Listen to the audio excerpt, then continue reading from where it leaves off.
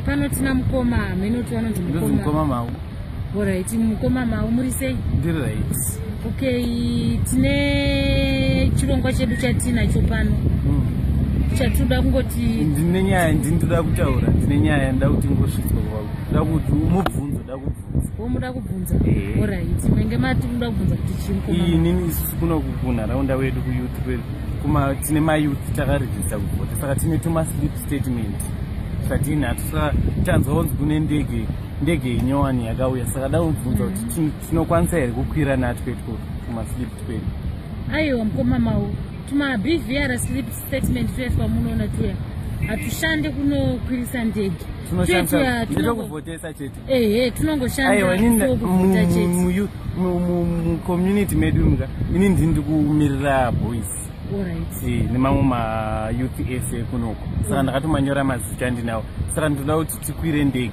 Saka tese kuti tikwanise kushandisa itikoto hatuite. Aiwa itoto hatushande. Kunopuwa mari, hakuna kunopuwa mari.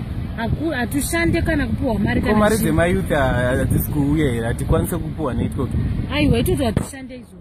Tuma BVR slip statement ka tungori kwekungoshandisa musoko kuvhota chete. Kungovhota chete. Hatushande zvakawanda wanda zvisi. Hatina tumwe zvimwe zvatinoshanda. Hatina tumwe zvatinomboshanda mufundo. Asi ini ndakanyora mazita, ndinawo mazita munharaunda medu. Tokwanisa kukwira here ndege, hatikwanise here kukwira ndege neitikoto. Hamukwanise mukoma Mawu kana mada saka ndege inokwirwa nechi.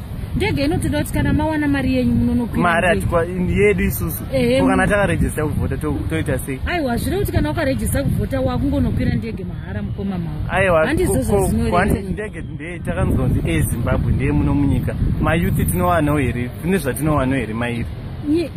Ndege ndeye eZimbabwe ndiye muno muZimbabwe, but noti kuti munongokwira nekuda kwetuma slip chete twebig. Saka ndetongovhotesa chete. Ndetwe kungovhotesa chete mukoma. Saka hatikwanise here. Hazvikwanisike.